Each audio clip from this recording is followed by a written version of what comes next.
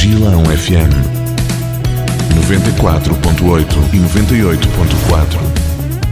Tavira. Bem-vindos ao programa Era uma Vez a Saúde.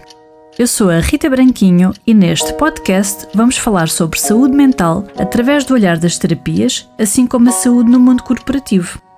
Quinzenalmente, às quintas e domingos, após as 19 horas, na Rádio Gilão. Muito bem-vindos a mais um programa Era uma Vez a Saúde. Hoje trago-vos um convidado que já cá esteve e agora voltamos à segunda ronda.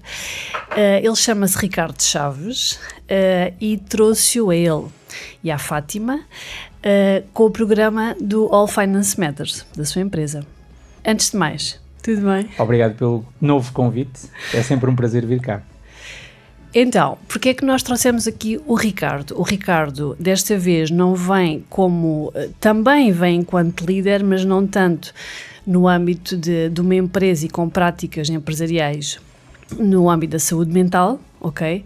Mas sim o Ricardo enquanto elemento individual que tem aqui uma trajetória muito interessante e que queríamos aqui em off, na vida real, achámos que seria interessante trazê-lo de volta porque todas as questões de saúde mental todos nós temos, não é? Agora, quando nós fazemos aqui uma transição entre quando trabalhamos por conta de outrem e quando criamos uma empresa, o líder enquanto individual tem que se ajustar constantemente, não é? Portanto, seria um bocadinho esta a ideia de porque é que nós voltámos a trazer o Ricardo. Até porque é um comunicador nato, portanto, achámos que era fácil, ele gosta de partilhar estas aventuras da vida que são sempre interessantes. Portanto, Ricardo, conta-nos um bocadinho da tua trajetória enquanto indivíduo e enquanto também antes e agora enquanto empresário. Bem, obrigado pela introdução e pelo convite. É assim, eu já tinha referido isso no programa anterior, aquilo que nós fazemos na All Finance Matters e aquilo que eu faço enquanto empresário é fruto de toda a aprendizagem que eu tive durante a minha vida. Ou seja, aquilo que eu faço é aquilo que me faz sentir bem, foi aquilo que eu aprendi, foi aquilo que me foi transmitido, quer seja pelos anteriores patrões, quer seja pelos meus pais, obviamente. E tu, na tua carreira, acho que não importa as falhas que tenhas, o que interessa, ou os erros que cometes, o que interessa é aprenderes com esses erros. Há uma situação que se calhar as pessoas não têm noção, a maior parte das pessoas não sabe. Tu fazes-me aqui uma questão que tinhas partilhado comigo, como é que era o Ricardo antes de ser líder e depois de ser líder. Primeiro, a nível da liderança, eu acho que isso às vezes já é uma coisa que já está dentro de ti, ou seja, tu não aprendes a ser líder, ou melhor, melhoras essa... há uma aprendizagem e tu melhoras essa capacidade de liderar, mas também já está dentro de ti. Eu sinto que, sem qualquer presunção, sempre me senti uma pessoa que de alguma forma já era um líder. Se calhar na escola sempre fui aquela pessoa conciliadora que tentava resolver problemas e tomar iniciativa. Quando eu saí da universidade, o meu primeiro emprego foi numa empresa de cosmética e eu era muito novo, fiz um estágio, fui subindo muito rapidamente na hierarquia, aliás foi uma coisa mesmo muito rápida, era uma empresa relativamente pequena, 30, 40 trabalhadores, se calhar nem tanto, era uma empresa que tinha lojas espalhadas pelo país e eu, houve ali uma altura muito novo que passei a ser o diretor. E mais tarde tive a oportunidade de comprar essa empresa. Eu não tinha dinheiro. Não tinha mesmo. Não tinha capacidade para comprar aquela empresa, mas na altura, não sei como, fruto de 1001 empréstimos, eu comprei a empresa e passei a ser o líder daquela empresa. E correu muito mal. Quando tu hoje em dia falas em Portugal quando há um certo estigma, quando tu tens um negócio que corre mal, isso é como se fosse um carimbo, um atestado de incompetência, digamos assim. Mas se tu fores aos Estados Unidos, muitas vezes fazem a pergunta: já uma vez perdeste 1 milhão? É que tu não és nada, nem ninguém, enquanto não perderes pelo menos 1 milhão. Eu não perdi 1 milhão, mas perdi muito dinheiro com essa aventura e pensava que nunca mais na vida iria ter nada. Mas o que é que acontece? É óbvio que eu nessa altura, além de ser muito novo e muito imaturo, não tinha as capacidades que tenho hoje, não é? De liderança, ou seja, era um líder muito mais fraco. Mas já era um líder. Era muito mais fraco. E o que interessa é aprender com esses erros e melhorar. Portanto, no fundo, o meu MBA foi essa experiência. E se calhar foi o meu primeiro MBA. Foi essa experiência com a qual aprendi imenso, mas como disse há pouco, nunca pensei um dia voltar a ter uma empresa. A partir do momento em que houve aquele falhanço, e um falhanço por variadíssimas razões, mas estamos a falar de uma empresa na área da cosmética, portanto não tem nada a ver com a área financeira onde eu estou agora. Eu nessa altura já era contabilista, mas não exercia, nem nunca pensei vir para a contabilidade. Eu adorava os cosméticos. Ia a feiras, escolher linhas de maquilhagem, etc. É um mundo completamente diferente. E eu era um miúdo. Eu hoje em dia tenho 49, na altura tinha 20 e poucos. E o que é que aconteceu? O fornecedor principal fechou, era na Irlanda do Norte, fechou mais que uma vez e nós acabámos por ter que fechar. Aconteceu connosco, nós tínhamos, como eu disse, 18 lojas, Cascais Shopping, Colombo, no Porto, em todo lado. O que eu fazia era andar de um lado para o outro, a apagar fogos. Assim como em Espanha havia 60 e tal lojas, também fechou tudo. Portanto, foi uma coisa que faz parte do mundo dos negócios. E isso foi o meu MBA. Quando eu depois fui trabalhar, eu andei a trabalhar, se calhar, os 10 anos seguintes da minha vida, sempre na área financeira, foi para pagar as dívidas dessa aventura. Ou seja, um líder é aquele que tem que se superar e tem que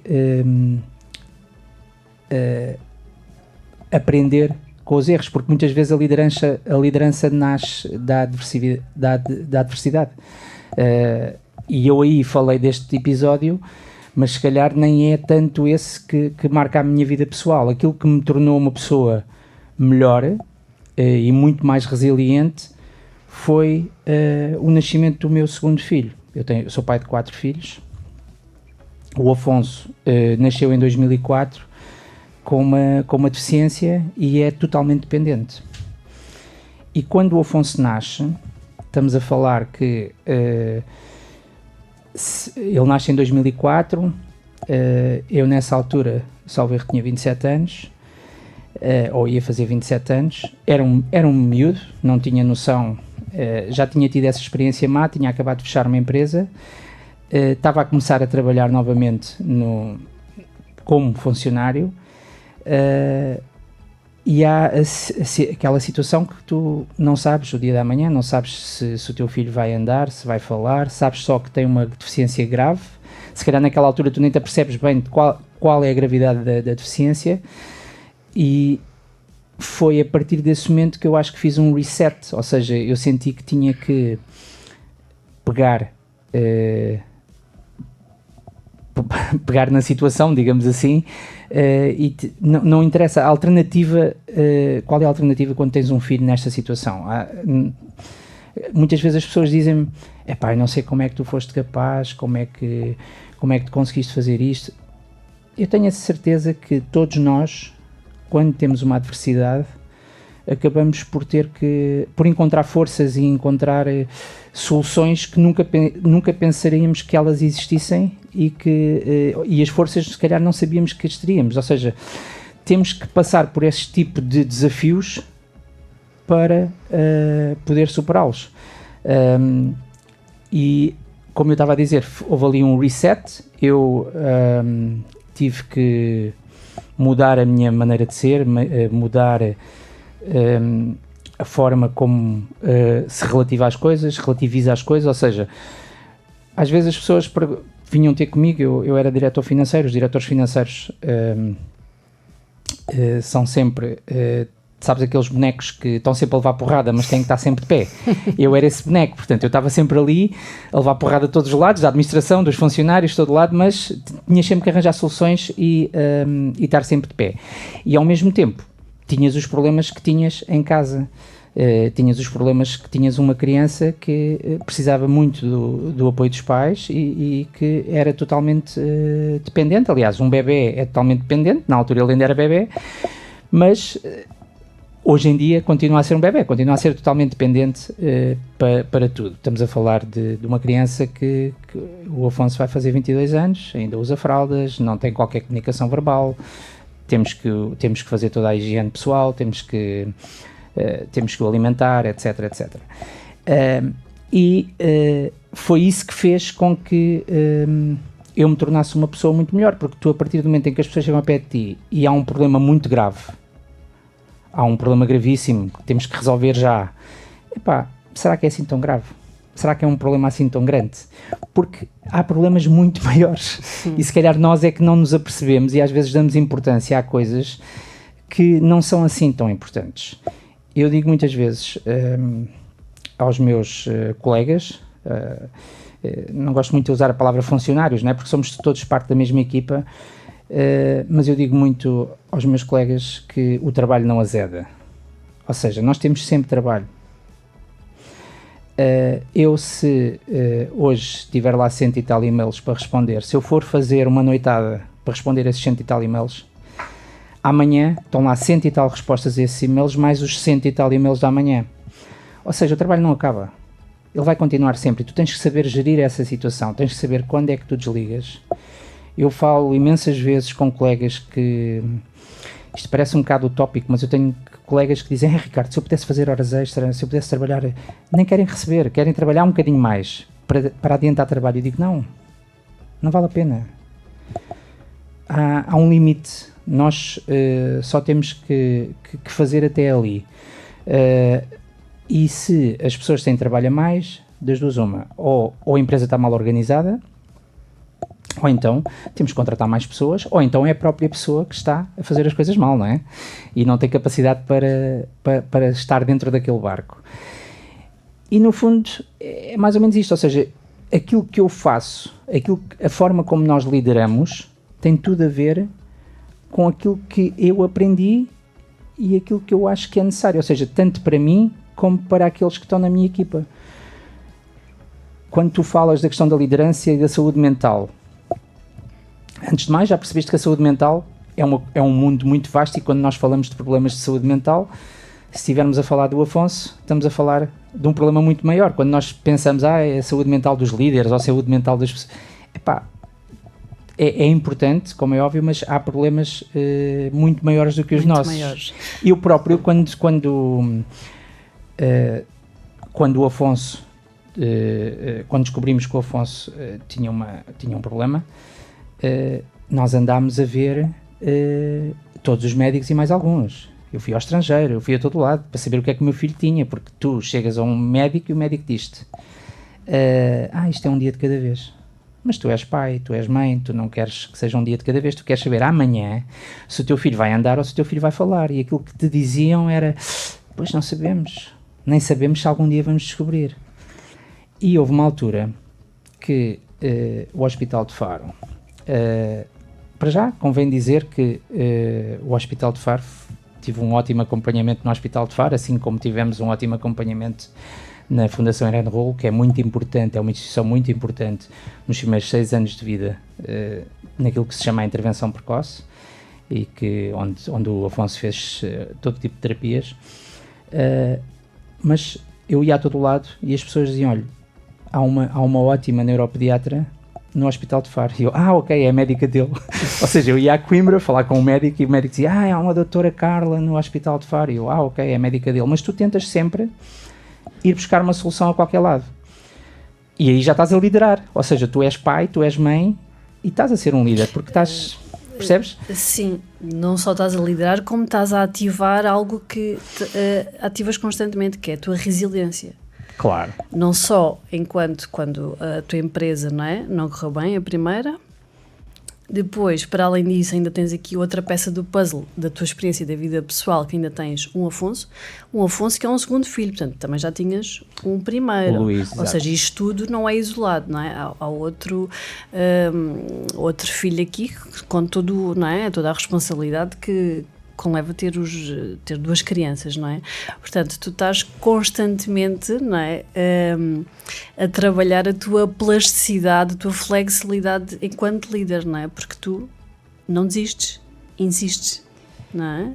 Eu acho que faz parte também da personalidade, mas cá está, quando eu digo um líder é feito de experiências, todas estas experiências, e começam desde cedo, começam no berço, com aquilo que os teus pais te transmitem, com aquilo que tu vais aprendendo, e a questão é depois seres fiel aos teus valores e pôres em prática aquilo que aprendeste. Ou seja, eu, quando tiro a sexta-feira à tarde, porque achei que eu precisava descansar à sexta-feira à tarde, e que nós somos uma equipa de alto rendimento e que trabalhamos de forma muito intensa, e temos de descansar. E quando comecei a pensar nisso, ou seja, aquilo que nós determinámos que o nosso horário passava a ser 4 dias e meio por semana, foi porque achámos que era bom para todos, ou seja, não é só bom para mim, então, mas eu ia tirar a sexta-feira à tarde e os meus colegas iam continuar a trabalhar. Portanto, aquilo que eu tento fazer para mim é aquilo que eu tento fazer para os outros. Eu uma vez disse a uma colega minha, ela mandava-me sempre e-mails fora de horas, e eu dizia, pá, desculpa, isto não pode continuar, portanto o nosso horário é até às 5h30, nós trabalhamos 30 e poucas horas por semana. Mas temos muita coisa para fazer e, epá, nós temos de descansar, nós temos que saber até onde é que podemos ir. E eu disse uma coisa que a chocou muito, ela ficou muito ofendida comigo, mas eu disse, olha, isto é assim, se amanhã te der um badagaio, não é? E pronto, amanhã não estiveres cá e vamos ficar todos muito tristes, vamos ao funeral e isso, mas daqui a 2 dias já estamos à procura de uma pessoa para o teu lugar. A única pessoa que se vai lembrar das horas todas que tu estás a trabalhar até tarde aqui no escritório é o teu filho. O teu patrão, e eu estava a falar de mim, o teu patrão não se vai lembrar disso. E eu acho que não há bem a noção destas coisas, ou seja, muitas vezes tentamos ir até ao fim do mundo, porque é tudo muito importante, quando nós não trabalhamos em nenhum hospital, ou seja, não há aqui nenhuma urgência, isto não é o 112, isto é um gabinete de contabilidade, por amor de Deus, nós temos os prazos, temos os IVAs, temos os IRCs, mas tudo se pode fazer com planeamento. E eu volto à questão do Afonso, porque o Afonso é que me ensinou muita coisa. Eu percorri o mundo com o Afonso. Eu vi coisas que não te passa pela cabeça. Eu vi miúdos com deficiências das coisas mais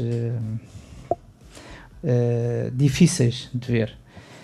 E eu apercebo-me que sou um felizardo. Porque o Afonso é uma criança extremamente feliz, super simpático, está sempre a rir.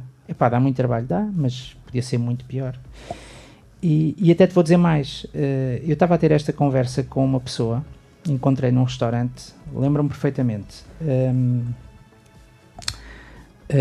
encontrei num restaurante e ele perguntou-me, não tínhamos assim nenhuma relação, mas das redes sociais, ele perguntou-me pelo Afonso, e eu disse isto, eu até tenho muita sorte porque o Afonso é um excelente miúdo, dá muito trabalho, mas está sempre a rir. E ele olhou para mim e disse, como é que tu consegues dizer isso, que tens muita sorte? E eu hoje em dia continuo a dizer isso, tenho muita sorte. Este rapaz que me disse isto, passado um ano, morreu com cancro. Então não temos muito mais sorte, porque estamos todos aqui, estamos todos saudáveis. Há sol, pelo menos havia sol quando entramos para aqui. Nós temos que aproveitar muito mais e queixar-nos muito menos. Eu acho que há muita tendência das pessoas se queixarem que têm um problema, que têm isto. E eu estou a dizer isto e não sou nem um super-herói, nem nada daquilo que eu faço é nada de especial. Eu faço aquilo que qualquer pessoa faria. Todos nós temos problemas. se eu for investigar a vida das pessoas que trabalham comigo, ou das pessoas que trabalham ali no café, ou aqui na rádio, todos eles têm os seus problemas. Todos. E não Certo. quer dizer que sejam mais ou menos difíceis que os meus. Portanto, temos é que andar para a frente e... porque para a frente é que é caminho, não é? Sim, e andar para a frente, mas sempre com aquela âncora, que é o que eu acho que tu tens muito, por tudo o que nos descreveste, que é a capacidade de relativizar, não é? Porque quando nós temos aqui um background, um contexto passado, não é? Passado/presente, que está-nos constantemente a desafiar, não sabemos, não é? O que é que vai acontecer, há questões que... isto é quase como se fosse, deixa-me utilizar aqui esta metáfora, como se tu fosses uma empresa, fosses o departamento de ID, não é? De inovação e desenvolvimento, seria um bocadinho aqui a tradução, ou seja, é sempre é como se fosse um departamento que está sempre a inovar, problema-solução, vamos arranjar estratégias, pensar no amanhã. E isso é, de facto, eu acho que é uma das grandes características dos grandes líderes, não é? Um Steve Jobs, por exemplo, era um péssimo aluno. Epá, não estou a comparar um Steve Jobs. Obrigado. Estava a sentir um bocado de pressão. Mas a verdade é que se tu fores ver alguns grandes líderes, não é? A Oprah Winfrey, acho que é assim que o apelido sim. dela, e outros, têm aqui características muito comuns de alguma forma. Então, mas por isso é que eu te disse no início que eu acho que essa questão do ser líder também já nasce connosco. E nós não vamos ali para um curso de 7 horas aprender a ser líder. Não, sim, há características. Há características. Eu muitas vezes sentia-me já um líder na escola, portanto sou a tal pessoa que tenta resolver e encontrar soluções. Porque também tens aqui, e isto até referi no início, não é? Agora fazendo o paralelismo, que é tu de facto também tens aqui uma característica que também é muito importante nos líderes, que é a capacidade de comunicar. Quando dizemos de comunicar, não significa ser aqui um jornalista, mas numa gestão de conflitos, pessoal/profissional, é muito importante esta capacidade. É muito importante comunicar. Eu digo muitas vezes às pessoas que quando estás a falar da questão da escola e do Steve Jobs não ter ido à universidade, o que é importante é saber vender. Porque se tu não te souberes vender a ti próprio, o que é que tu vais... Tu tens que saber vender a ti próprio. E o português é importantíssimo. É preciso, hoje em dia nós vemos erros no português que me fazem um bocado de confusão. É importantíssimo saber falar, saber comunicar.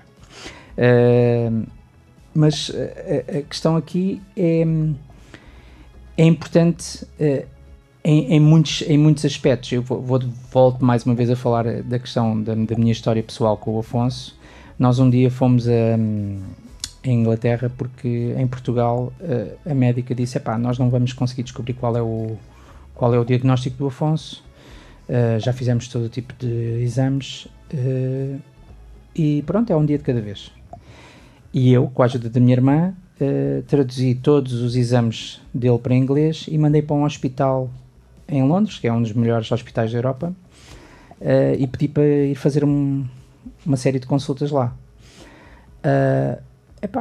Nós podíamos não ter feito nada, portanto era um dia de cada vez e até hoje se calhar não saberíamos o que é que ele tinha. E naquele momento eu fui lá sozinho com ele. Salvo erro, ele tinha 7 anos, não andava, foi muito duro porque estávamos a 2 horas de Londres, tínhamos que andar os dois no comboio e depois trazer a cadeirinha. Nas primeiras vezes saí numa estação onde não havia elevador, tinha que o trazer ao colo e depois não sabia o que é que havia de fazer. E o que é que acontece? No primeiro dia que fomos lá, falámos com a pessoa responsável e ele disse-me assim, o seu filho não vai falar. E eu disse, como assim? Você ainda nem sequer viu os exames, nem sequer fez qualquer teste, ainda nem sequer o conheceu, só acabámos de chegar aqui, como assim ele não vai falar? E ele disse, estes médicos, estamos a falar de um hospital, Great Ormond Street Hospital, é um dos hospitais mais reconhecidos no mundo mesmo, portanto eles são médicos com muita experiência. E ele disse-me, olha, isto é muito simples, pela minha experiência eu não conheço ninguém que até aos 6 anos não tenha dito uma palavra que venha a ter comunicação verbal. Não sabemos o que é que ele tem, mas à partida ele não vai falar. E foi um choque. foi um choque muito grande, lembro-me de tudo, lembro-me de ter ido almoçar com o Afonso e não parei de chorar, e depois havia a questão de que eu estava lá sozinho e pensava, bem, eu vou ter que dizer à minha família, à mãe dele, aos meus pais, aos avós maternos disto, mas cá está, comunicação.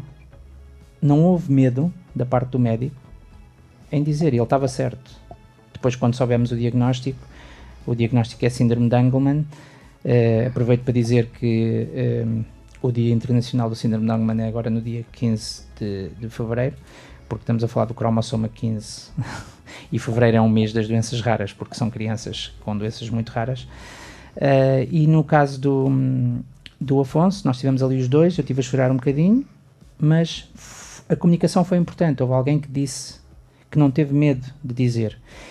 E isso é justo, e é isso que faz parte do meu dia-a-dia, ou seja, a comunicação é tudo, é tu falares com as pessoas, sejam os teus colegas, seja qualquer pessoa com quem da tua equipa, com quem tu interajas na tua vida pessoal, em que tu tens que comunicar com o teu marido e dizer aquilo que muitas vezes as pessoas não falam, as pessoas não, parece que têm medo, e tens que dizer também, se te enganares, também tens que ser a primeira pessoa a dizer, olha, eu estive ali a ver, eu peço imensa desculpa, afinal errei.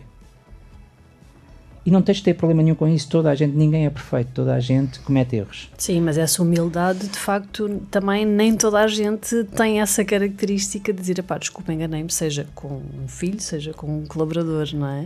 Isso é maravilhoso, porque, não é? Isso leva... é tão normal. Para ti, mas às vezes, por questões de ego, por questões de orgulho, às vezes a pessoa até... seja vida pessoal ou vida profissional, tem tanta dificuldade nisto, que eu acho que isto é uma grande característica que também te distingue a ti e à Fátima, de, ok, erramos, comunicamos. Ela nunca errou, que eu me lembro. está a gravar, portanto eu vou já dizer, ela não me lembro dela mas ter errado, aliás. E se erra, ela é a primeira a pedir desculpa. Exato. Que eu sei. Isso é muito importante, porque nem todas as empresas isso acontece, não é? Às vezes queremos manter aquela posição ainda de líder cristalizado, tão arcaico, que depois leva a que haja um desfazamento entre líderes e colegas, não é? Que não é o vosso caso. Não é o nosso caso, mas eu também já disse isto anteriormente, tu não sabes, esta forma de liderar é a forma que nós achamos, com a qual que nós sentimos mais confortáveis, e é aquela que nós sentimos que é a melhor, mas pode não ser, há pessoas que têm outro tipo de liderança completamente diferente e... Não vou dizer a deles é pior ou melhor que a minha. São diferentes, tem não é? a ver a forma como também tem a ver com a tua personalidade. A minha personalidade é assim, eu prefiro liderar desta forma. Em relação à questão da saúde mental, que eu sei que também querias que isso Mas fosse... tudo isto é saúde mental, Tudo isto é saúde mental, não é? Reconhecer os nossos erros e partilhar e comunicar os nossos erros também é uma estratégia terapêutica de saúde mental, que é quando nós guardamos para nós, acumulamos e rebentamos, ansiedade, etc. Se nós partilhamos os nossos erros, se nós comunicamos, isso de alguma forma liberta-nos e ao libertar dá-nos saúde mental. Então, mas isso eu posso dizer que tiveste aqui uma convidada, ainda não ouvi esse podcast, mas vou ouvir em breve, com a qual já fiz algumas sessões, que é psicóloga, e é importantíssimo tu de vez em quando ires falar com alguém, e o teu psicólogo não tem, sem passa publicidade, tanto pode ser um psicólogo de verdade, como pode ser o amigo com quem vais à pesca.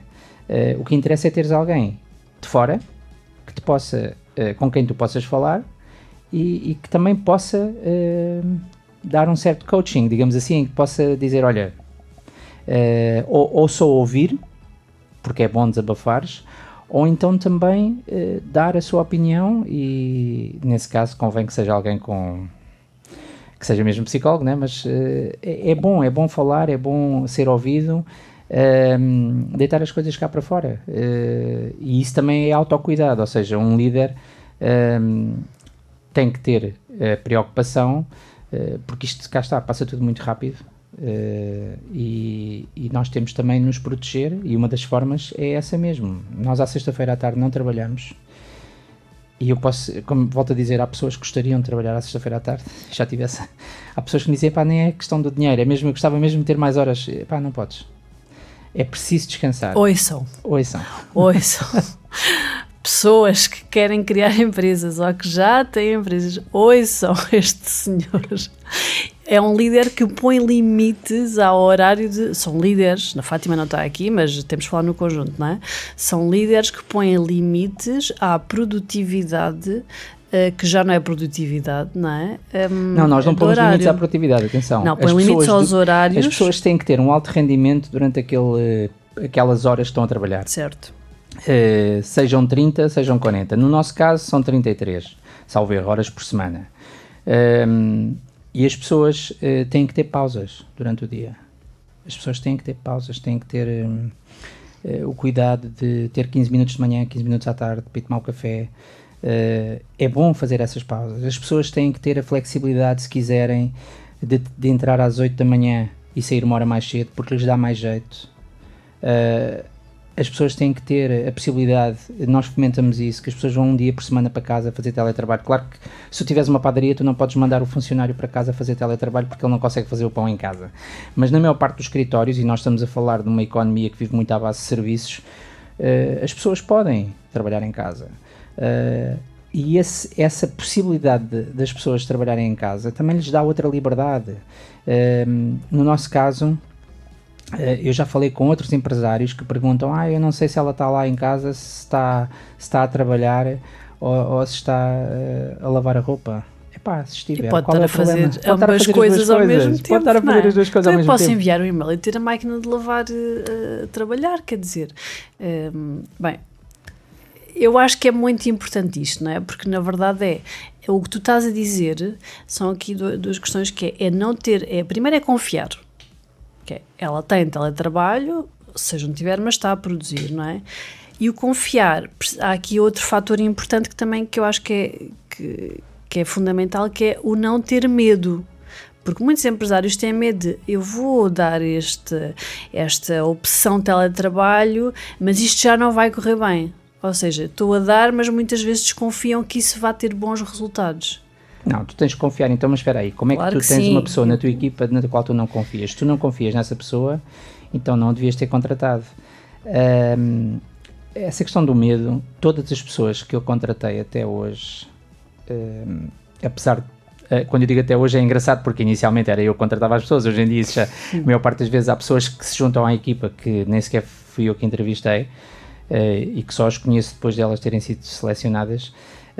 Mas há muitas pessoas na nossa equipa que têm muito mais qualificações do que eu. Nós temos agora uma série de jovens que estão a tirar mestrados ou que vão tirar doutoramentos e não temos que ter medo. Ou seja, aquilo que eu quero, e sempre disse isso desde o primeiro dia, é que quero pessoas na minha equipa que me venham ensinar. Tens de ter medo de quê? Falta de confiança? Eu lembro-me perfeitamente que a primeira pessoa que contratei foi a Fátima. E a Fátima, quando foi à entrevista, disse, olha, eu gostava de ser contabilista certificada e preciso de fazer o estágio com um contabilista, não é? Que era o meu caso. E eu lembro-me de falar com amigos e que me disseram, tu és maluco, então tu vais lá meter uma fulana que vai fazer contabilidade. Ela a seguir, quando for contabilista, ela vai-se embora e leva-te os clientes todos. E eu disse, mas espera aí, então, mas se isso acontecer... é porque eu não fui um bom líder, eu não fui um bom patrão. Isso pode sempre acontecer em qualquer negócio. Certo. Nós vivemos num mundo livre, qualquer pessoa pode sair e criar o seu gabinete de contabilidade. Claro que depois temos de ver a questão ética, não é? Que a parte de levar os clientes é uma questão de ética. Mas percebes, é logo o primeiro comentário, não é? Que é, estás maluco porque isso, ela vai-te roubar os clientes, sim, não é? Esta mentalidade de crescimento. Sim, há muito essa mentalidade pequenina dos empresários e aquela coisa de contratar pessoas que não sejam tão bons. Este tipo agora aqui tem mania que é melhor que eu, mas se calhar é. Certo. Se calhar é. Eu muitas vezes questiono colegas meus, antes de vir para aqui, eu estava a questionar uma colega sobre uma situação em que tivemos ali a discutir os dois, em que tivemos ali a debater, em que eu vou beber a informação. Eles, é assim, eu tenho como é que eu vou explicar isto? Eu quando comecei a AFM era só eu, e durante ali 2 ou 3 anos fui só eu.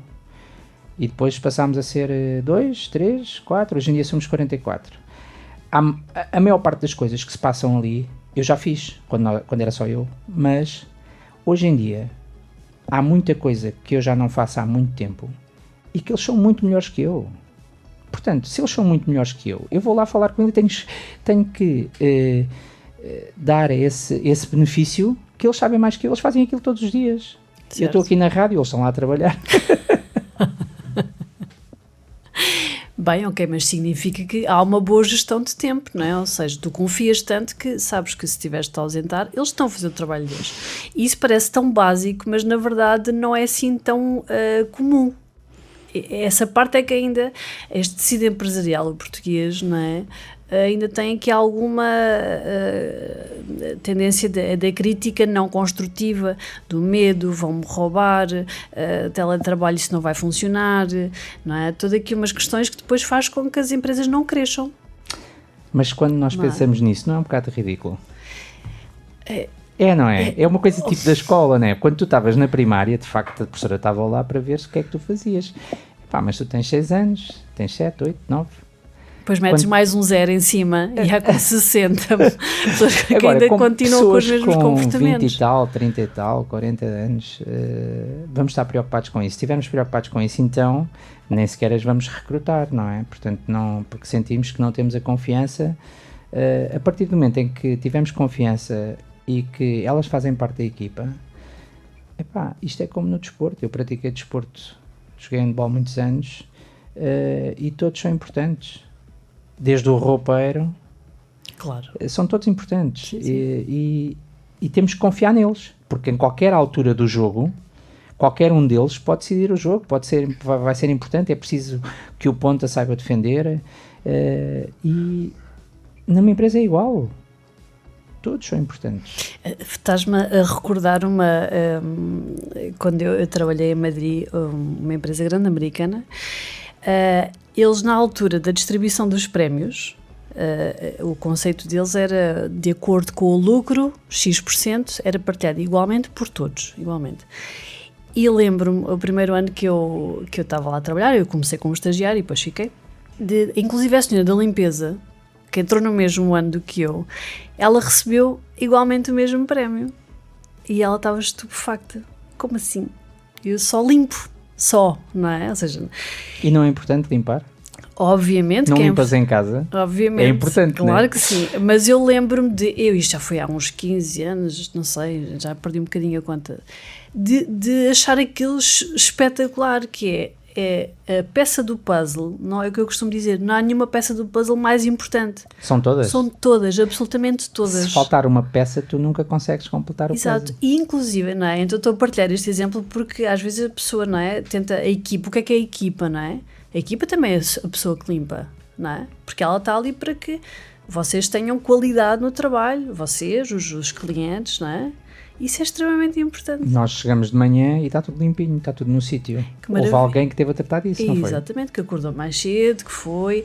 Ou seja, a dedicação, porque é que nós temos que... Esta quantificação da dedicação, às vezes, cada um dá o que sabe, não é? Pronto. Quem dá o que tem, mais não é obrigado, não é isso? Exatamente, pronto. E isto só para aqui um bocadinho, o tempo já estamos aqui a terminar, mas para partilhar que esta visão de que todos são importantes, absolutamente todos, uns com mais qualificação do que nós, etc., não há que ter medo e há que inovar, lá está. Tu serias outra vez o Heidi, não é? Que é vamos lá inovar, vamos lá para a frente. Não é? Uma das coisas que, isto agora está muito na voga, estes nomes em inglês, não é? O CEO e não sei o quê, e eu por acaso disse à minha equipa aqui há uns tempos que não gostava de ser tratado por CEO, não gosto mais de ser o CVO, Chief Visionary Office, ou seja, é a pessoa que tem a visão e é a pessoa que, isso foi algo que eu vi também, aprendi com outros líderes, digamos assim, és a pessoa que tem a visão, mas vais beber muito junto da tua equipa, porque para tu definires o caminho também tens que perceber bem, tens que saber ouvir aquilo que as pessoas trabalham contigo. Super importante. Super. Praticar a escuta ativa, não é? Exatamente. Basicamente. Escuta ativa, que é algo que também fazemos na nossa empresa, como sabes bem. Sim, acho que sei. E é maravilhoso. Ricardo, olha, já estamos mesmo a terminar. Pronto, já partilhámos imensos conselhos empresários que nos estejam a ouvir, queres partilhar algum conselho, alguma curiosidade, alguma ideia que te façam sentir que funciona, ou seja, que o teu papel enquanto visionário, líder, pessoa que funciona e que gostavas que pessoas à tua volta pudessem de facto praticar isso?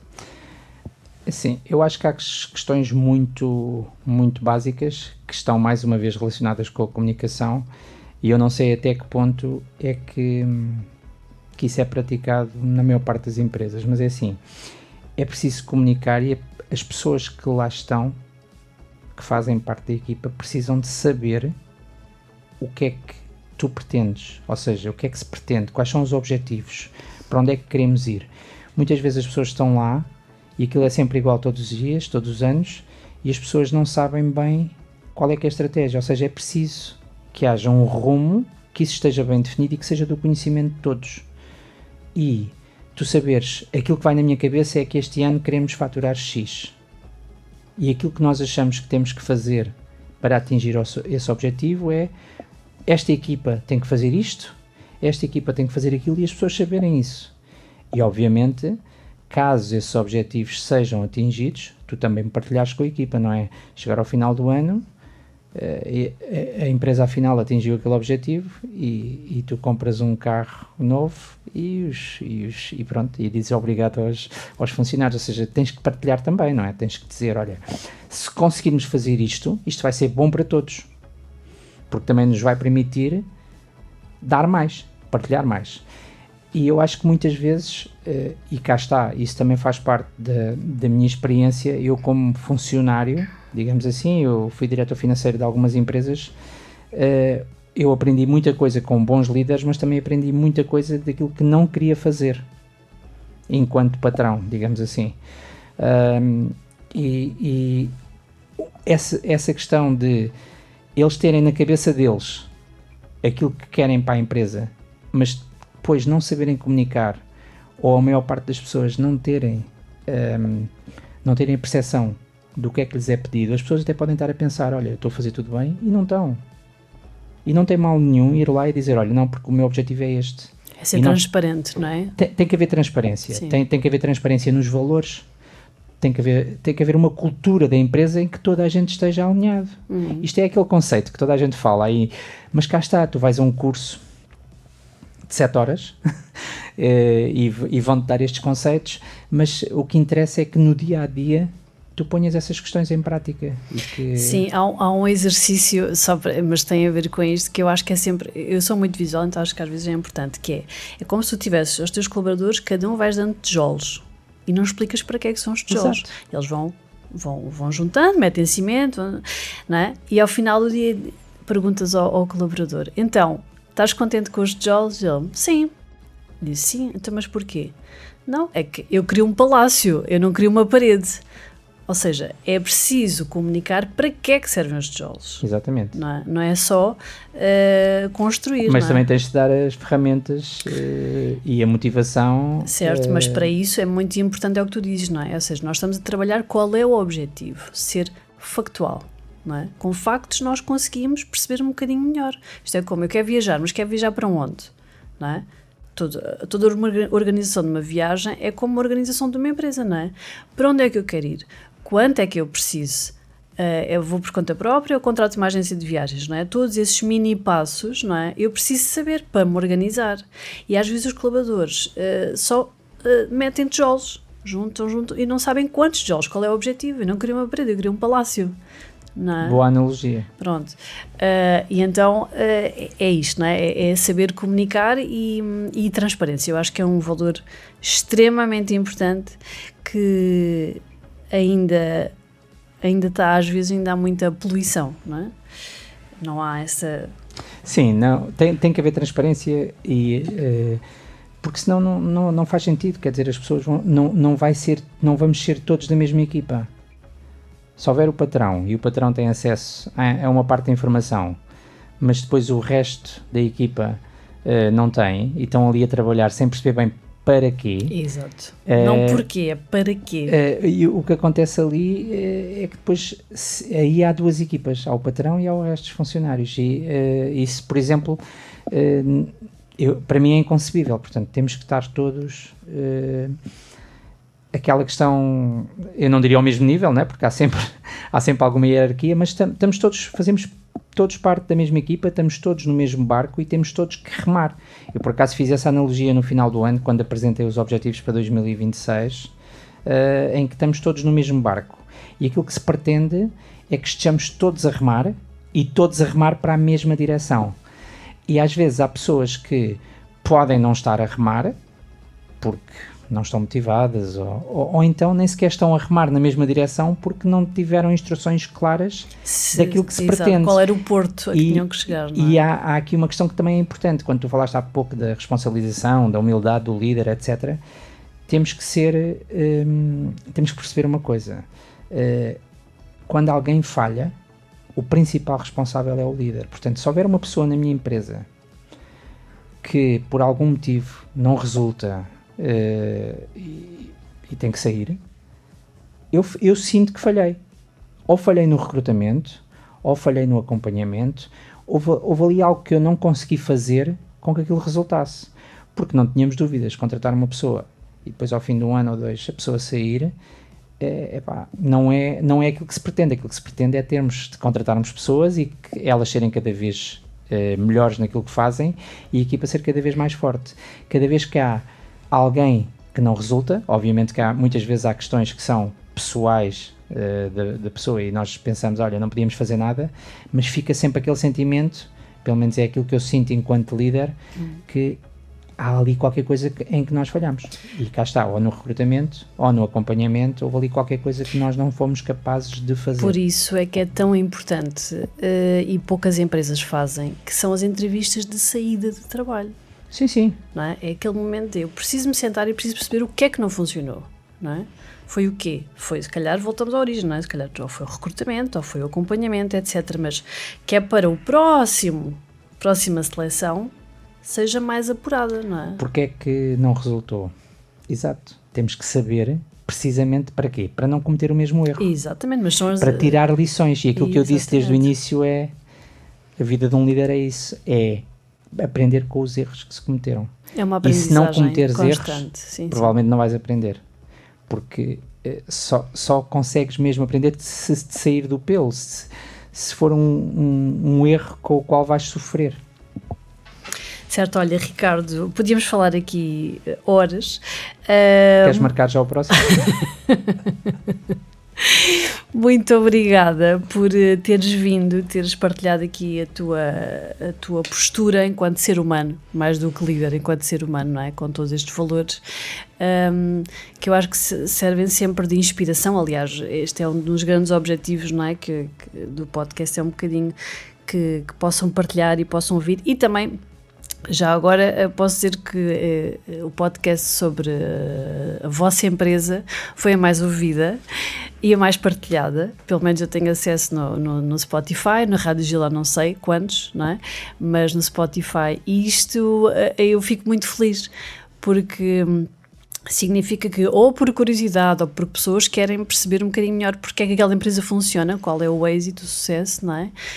E estas entrevistas é um bocadinho isto, não é? Para que possam inspirar outras pessoas a fazer melhor e a aprender com os erros, não é? E a errar, errem, não é? Obrigado. O sucesso é muito efêmero e é um bocado relativo. Quando a gente diz o sucesso, o que é o sucesso? Sim, exato. Mas pronto, muito obrigada a todos, espero que tenham gostado, tanto como eu, e até breve. Beijinhos. Era uma vez a saúde. Quinzenalmente, às quintas e domingos, após as 19 horas, na Rádio Gilão.